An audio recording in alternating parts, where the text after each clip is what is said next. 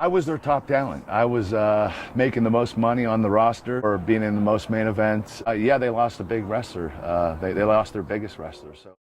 Kurt Angle is one of the most accomplished and iconic wrestlers to ever step foot in a ring. Many iconic moments and matches to his resume, and he was a real Olympic gold medalist. And he was undoubtedly the best wrestler in WWE. But in 2006, he left the WWE for their biggest competition at the time, TNA. How did this come to be? Well, let's go back in time to see what really happened. So before Kurt even got to the WWF, he was already making waves. In 1996, Kurt Angle won an Olympic gold medal with a broken freaking neck. You've heard this a million times. But this is the first time I've actually seen this footage, bro, I swear. But Kurt Angle made himself a star. It was only a matter of time until the professional wrestling business took notice. And in October of 1996, they came knocking. But it wasn't who you would expect at first. It was ECW. Another ECW idea Vince stole. I'm playing, but Kurt Angle would show up, and I know he was probably traumatized after the show. You cannot introduce someone to wrestling and show them ECW. If you don't know what ECW is the most violent wrestling company ever. I think like 70% of ECW's old roster didn't make it past 40. Like, this company was batshit crazy. But on top of all that crazy stuff he probably saw on that show, there was something so bad that he walked out mid-show. So Raven would have a segment with Sandman, and that segment in question involved Raven crucifying Sandman with barbed wire. You have an American hero pull up to your show, and that's the segment you run. That is insane. I just remember leaving that arena so That couldn't be his one wrestling appearance though. He had to give it one more shot, and he did. But this time, it was with the WWF. At first, Angle didn't really care for wrestling. He thought it was too goofy and he didn't want to really lose on purpose. But over time, that would change. In August of 1998, they struck a deal. Kurt would sign for 5 years. And in late 1999, Angle would finally debut at Survivor Series, defeating Shawn Stasiak. So from late 99 to late 2000, this might be the best rookie year by any wrestler ever. So Kurt would start the year off by winning the European Championship, and then a month after he won the Intercontinental Championship. He ended up losing both at WrestleMania 2000 against Jericho and Benoit, but that didn't matter. He was set for bigger things. A few months later, Angle had his eyes on the WWF title. At No Mercy, he would get that opportunity against The Rock. At the end, Kurt would hit Rock with the Angle Slam, and 1, 2, 3. Angle in his first year was damn near a Grand Slam champion, and now he was WWF champion. Angle was feuding and beating the biggest names in the industry. Angle's next Mania match will be at Mania X7 against Chris Benoit, and you already know this match was incredible. Angle will win this time around though. And after this, Angle will be in a huge role, so Vince McMahon would buy out WCW, and it would backfire against him in storyline, as WCW and ECW would join together and try to take down the WWF. This is where Kurt Angle really stepped up though. This invasion storyline really showed how entertaining Kurt Angle was. Kurt and Stone Cold would basically be fighting for Vince's affection, and Stone Cold would be jealous of Vince and Angle's bond, and we would get some fantastic segments. The cowboy hat segment, the guitar segment, and so many more just showed his range and diversity. Angle and Austin had a strange relationship, but they needed to come together for the WWF. At Invasion 2001, Austin and Angle would co-captain WWF against the Alliance, and towards the end, Austin would turn on Kurt and Team WWF, and he helped the Alliance. This did two things really well. It gave us a different side of Austin and made the Alliance actually look like a challenge, and the second thing it did was give Angle the top face spotlight that he needed. And also, I find it hilarious that Stone Cold basically turned heel over a hug. Like, come on, bro. But at Unforgiven 2001, Angle would beat Austin for the WWF Championship, being the only man in history to make Austin tap out. Angle around this time would also have that milk truck segment, and he was just balling out, bro. He was going crazy. And this was so soon in his run, I'm surprised they did all this for him. After this, the Invasion storyline would fall off and die out, which was probably for the best, to be honest. But now, we're in 2002, so Angle would be forced to make the best decision of his life by going bald. I'm telling you, when people go bald, they unlock their true potential. And I'm a man who loves to play with boys. Hey, yo!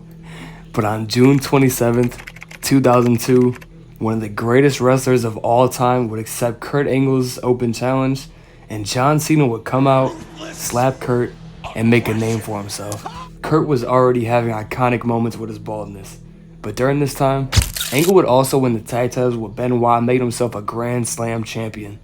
But let's go to 2003. At this time, Angle aligned himself with Charlie Haas and Shelton Benjamin, and he had the WWE Championship around his waist. Brock Lesnar was now the biggest new guy in town with his own accolades outside of WWE. This is where Kurt was really showing off how funny he was. Kurt and Brock were trying to outdo each other, and they had so much chemistry. But at WrestleMania 19, Kurt would get his Mania main event against Brock Lesnar, and these two showed off. Brock infamously damn near broke his neck doing a shooting star press, but he'd somehow finish the match and beat Kurt for the WWE Championship. After this is where Kurt's neck problems actually started acting up, and he needed to get surgery, but instead of doing a more in-depth surgery, he chose a less conventional surgery, and he would only be out for a few months. This was most likely a mistake that would come back to haunt him.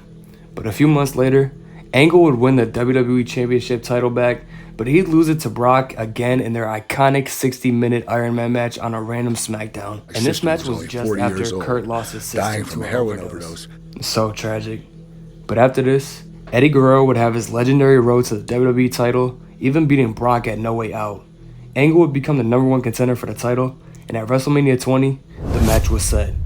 Eddie Guerrero versus Kurt Angle for the WWE Championship.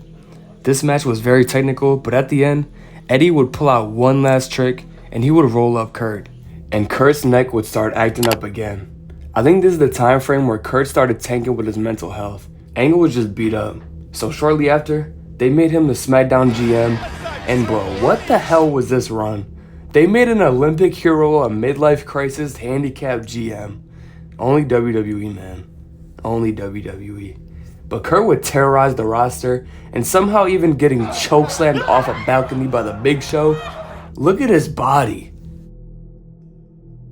I can no longer have sex with my wife anymore.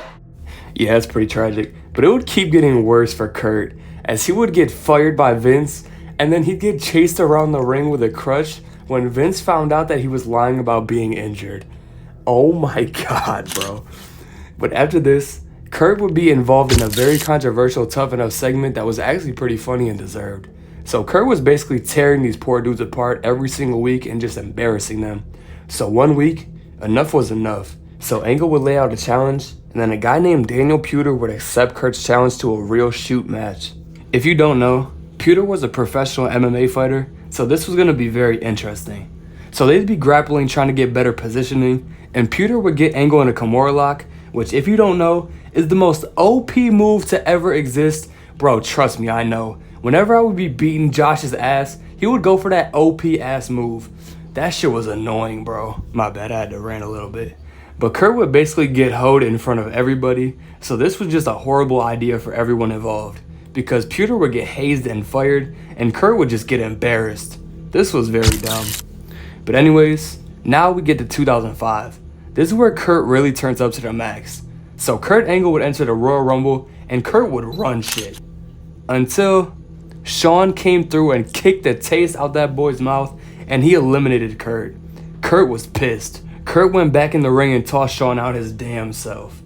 And then busted his ass with the steel steps. The feud was set. Kurt was on a spree, and he wanted to prove that he was better than Shawn in every single way. So what does Kurt do to prove that? Well, for one, Kurt would bring out Marty Jannetty, Shawn Michaels' old tag team partner, and just beat the shit out of him. He was getting 50 Cent level petty. But the fact that Kurt brought Jannetty out of a cabin and had a compelling match with him just shows how good he truly is. But Kurt would do something crazier though. He was full on delusional. Kurt would come out with Shawn Michaels gear and theme song, and he brought out Sensational Sherry, who was Shawn's old manager. But keep in mind, all Shawn did was eliminate him from the Rumble, bro. But Kurt was doing diss track tactics, but he also did a Sexy Boy remix. Just a sexy Kurt.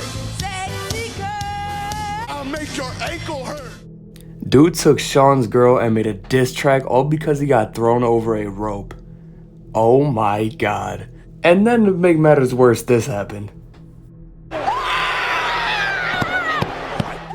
I guess he didn't like her singing.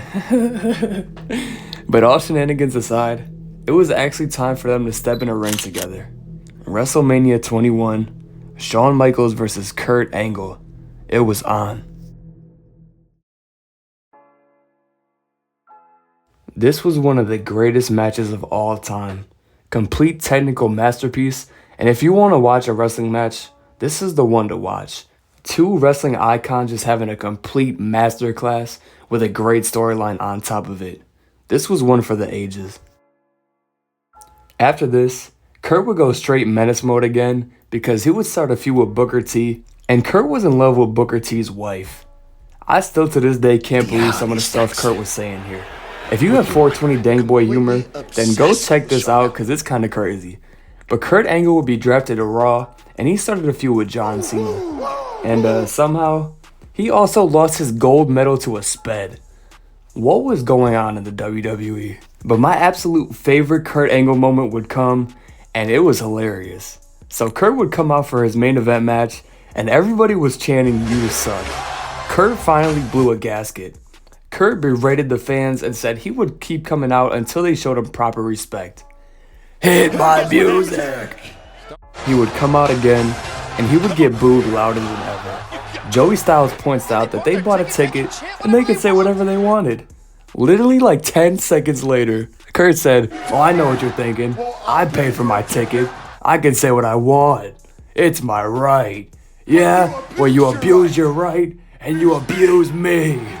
Bro, this is the best segment I've ever seen in my life. My wife left me. Bro, this guy has the worst life ever, bro. But somehow, with his life spiraling, he was in his peak wrestling form. Kurt Angle would be drafted to ECW, and honestly, this might have been the worst thing that they could have done to Kurt.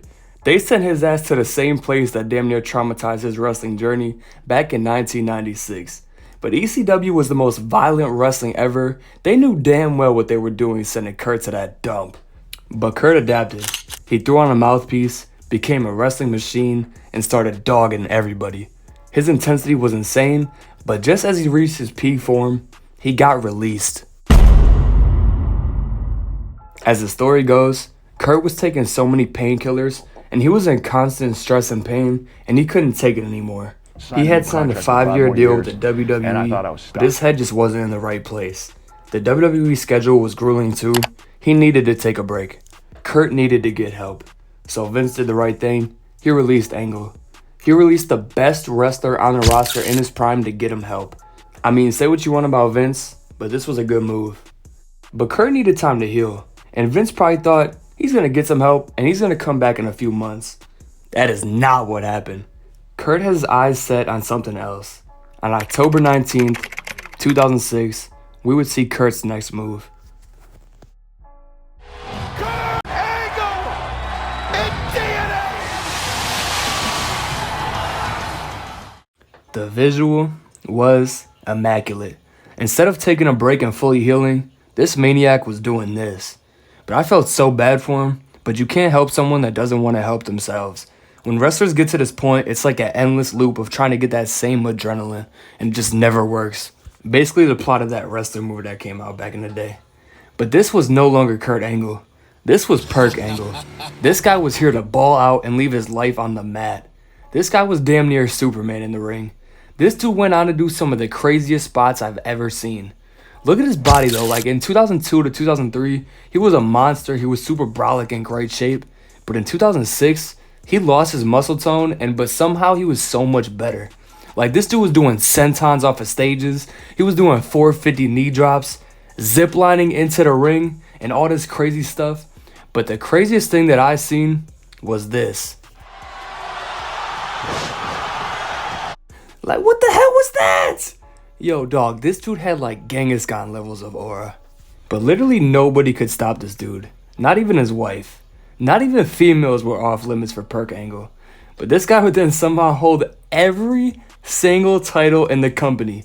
Even the tag team titles. How was that even possible? I think they had partnerships with other wrestling companies just to feed him titles, bro. But I wish TNA was more accessible, dude. I would watch every single Perk Angle segment ever. If WWE had TNA's library, I'd say goodbye.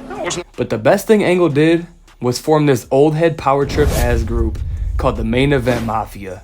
I guess Booker T and Kurt patched it up, I don't know. Booker T is definitely a swinger. Look at this shit.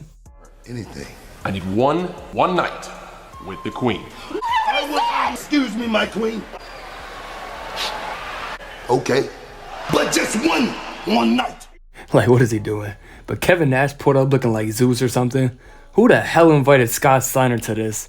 And Sting with no face paint was kinda crazy. This group was so fire though. Their presentation was A1.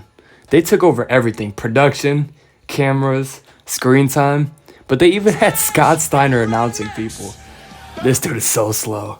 But I don't know how long the stable actually lasted. But this had to be the biggest ego clash in wrestling history. Even worse than Hogan and Shawn. But TNA were picking up so many big names, it's kind of insane. It did get overwhelming though at some points.